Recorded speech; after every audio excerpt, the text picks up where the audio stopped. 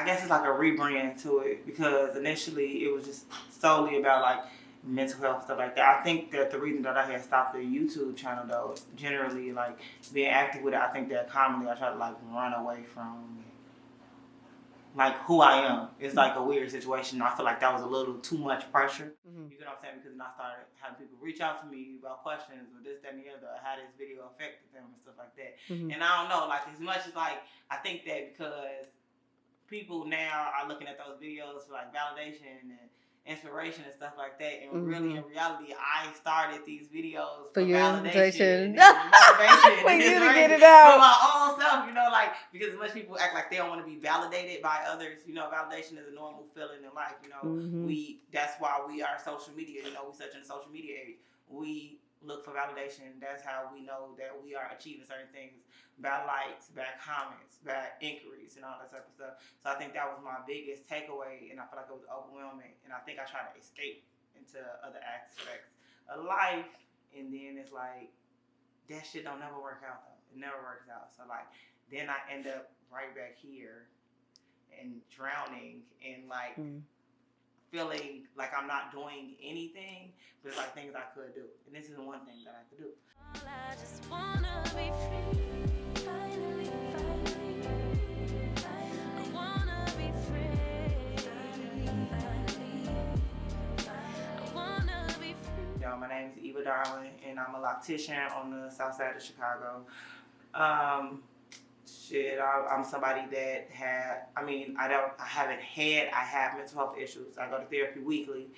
I suffer from depression and anxiety. Now, also another thing is that I like to play with therapy. So then I go to therapy till I feel better, and then I feel better, so I go to therapy, and then I feel horrible again. Now I'm trying to find a therapy appointment. Now I'm stressed out. So that's another thing. Now I want to be more consistent with those things. And also another one of my escapes have been dating. So I date people to ignore what I have going on in my life. So then if I date the people, then I can focus on this, and I don't have to focus on me. So I can make this the problem in my life instead of me actually being the problem in my life. So that works only for so long until it totally gets chaotic, because actually they have problems. And you're like, damn, I was kind of better off just dealing with my own problems. That's when it becomes really, really, really terrible. Shit.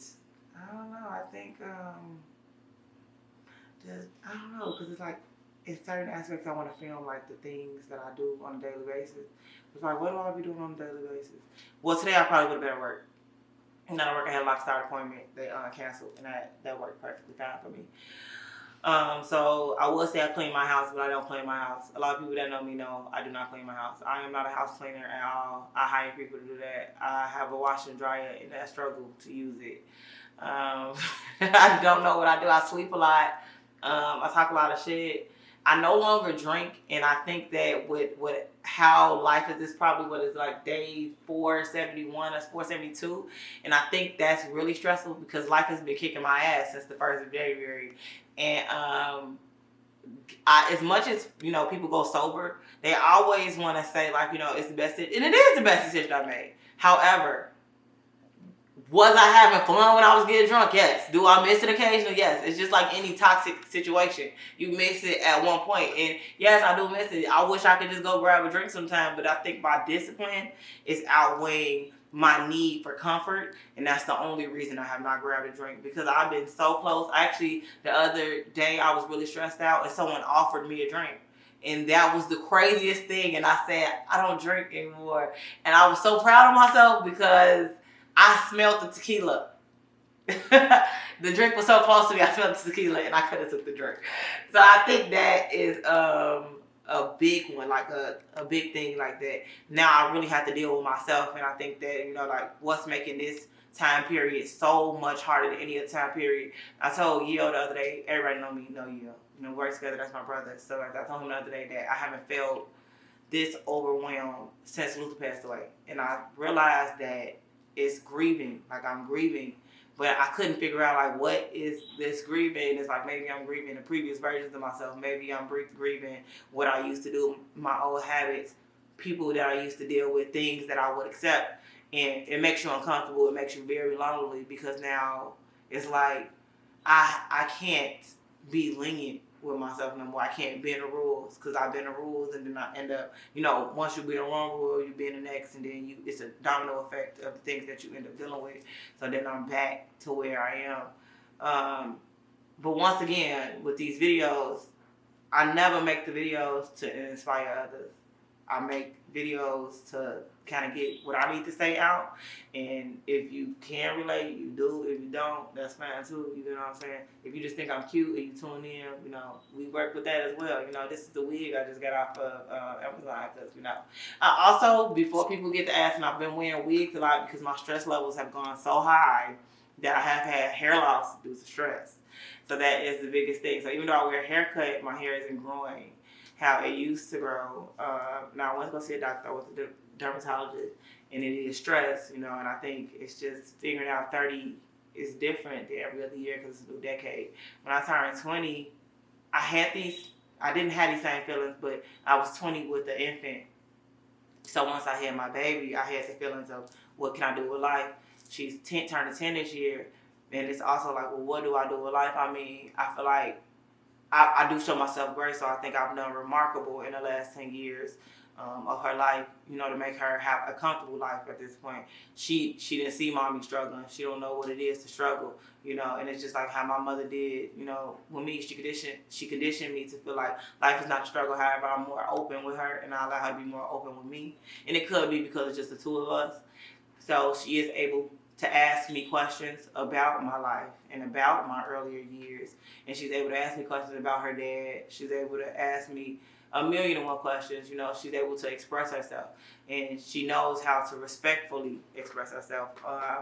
She said to me the other day, I fussed at her in the morning. I was trying to, soft parenting. Trying to do soft parenting. She was taking her time. I ain't fussed at her like, Ivy, sense of urgency, come on. I need you, come on, we need to get out the door. I left it alone. We get in the car. She has the high C juice box thing. She's in the back seat trying to open it, and I'm telling you, she tripping in the back seat, like dumping the juice out, like throwing the tantrum. At this point, I'm like, Ivy, bro, come on, like why would you do that, So now at this point, I fuss at her about it because I feel like you see me being soft and you took advantage of it. Okay, cool. So I got picked up from school. She said, Mommy, I love you, but can you not yell at me in the morning no more? And I feel you, because it do mess up your morning. I felt really bad about it, but it was like, it's like maybe the consistent yelling, it's like it kind of caught her off guard at that point, because I didn't hear a peep. The rest of the way at school, but I understand that can throw off your entire day. Like, as much as people, you learn that eventually that it's a moment of the day. It's not the entire day. It's just a day. It's not your entire life, or it's just a day. It's not the entire week. But it's hard to master those emotions, to leave it there. So it's very hard for her, especially with me being her mom. She doesn't have, it's not too many other places of validation that she has right now. So, and I know that because it's points in time that she asks me, like, are you mad at me? Are you disappointed at me? This, that, and the other. So it's like, I know that she comes to me and she wants to feel wanted, and she wants to feel like I'm happy with her.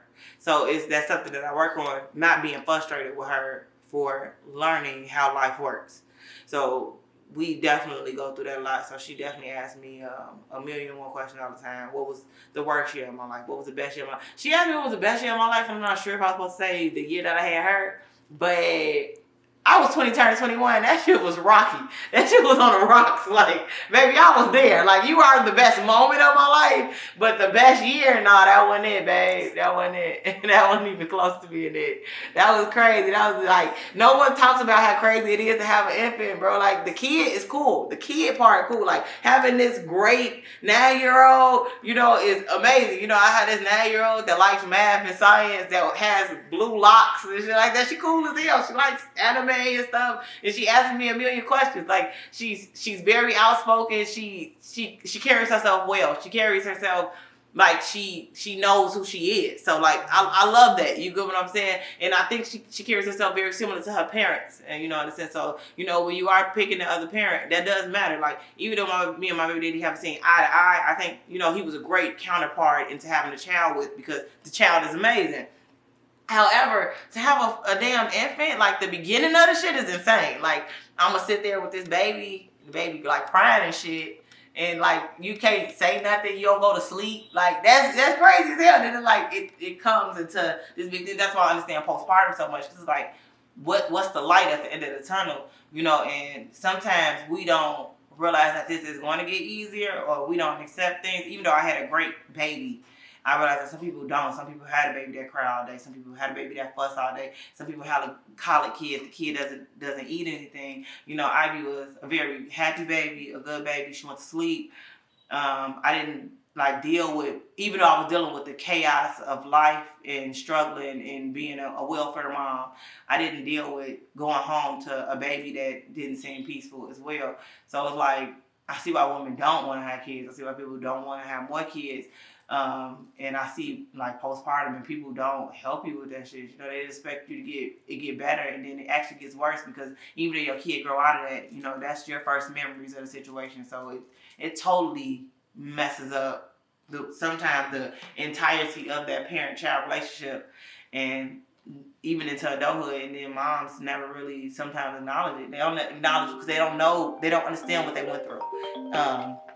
They don't understand what their life looked like. I had talked to my mom about that, like about herself, some time ago, and she said, like, because when I went to depression, when I got, because I spoke about it previously, I speak about it all the time about me being in a psychiatric hospital. She said that there was a point in time that she thinks she might have been depressed, and she just never acknowledged it. She said she'd come home from work every day and she'd just cry. And it's like, you know, we didn't know this, we didn't see this, but we did see our mom yelling at us, we did see our mom fussing at us, you know, and she still carries a lot of those traits even until, you know, my mom's great, you know, but it's like, you know, it's things that she could change, you know, it's more peace that she can, you know, but the peace is within yourself. You know, your kids can't create it. Nobody can create it. You have to create it for yourself. So it is time, like, even though Ivy kind of be like, you know, Granny was yelling and stuff like that, and it's just, you know, I accept people for how things are, and like that's the way Granny is. You know, Granny's a fusser, and we fuss too. Like I fuss because my mom fussed, and it's like, you know, I carry on the trait, but then it's like I try to correct it because I'm noticing. Like I'm waking up at 7 o'clock in the morning, and I'm fussing all through the house. Like I got one kid. You know, she had at least 4 of us. I got one kid, and I'm fussing at Ivy and the dog. You know, at the top of the morning. So that's something that I had to really like work on, but. The overall of like who I am is what I struggle with the most. Like I know who I am as a mom. I know who I am as a hairstylist. I know like who I am when it comes to even mental health. But who I am overall is a weird area. I even know who I am as possibly a girlfriend or a significant other. Because these are all doors that I have sought, like wanted to go in, seek validation in, and make myself wanted in. I've never made myself wanted to me though. Like I never like wanted to know who I am. I wanted everyone else to accept me, but I never accepted me. So then it's like, what does it look like to accept me? And I think that's that's a pull. It's like it keeps just pushing me into depression. Like it's like weird. Like who am I? It's like, why can't it just be a simple question? I mean, it's like, because I'm not all these people that I am in other people's lives. And I think that's the struggle. I don't know if I'm not. I know I'm not a fighter for sure. Like I literally give up. I don't even like the fighting thing. I don't even like being chased. Like, you know, like in real life, like, you know, like if a kidnapper was chasing me, it's over. I'm throwing the towel in. You win, because that's too overwhelming of an experience to me. I will totally shut down. So I don't know. It's very hard though to accept who I am or figure out who I am. Like I don't know. I just wanna be free. Finally, I wanna be free. I wanna be free. Like the way I was drinking was not even reasonable. Like I was just drinking because that was what it was to do. Like the sun out today, like the way the sun is out the window today, that would have been enough for me to go to the liquor store. Like that's it, right there. Like, man, it was like a day to drink. Every day was a day to drink. Every day was a day to drink or something. But I'm majority vegan. I like eating better makes my mental better. And since I've been in such a rough patch I realized that I have to eat better and I have to maintain some things to at least keep myself level to a certain degree.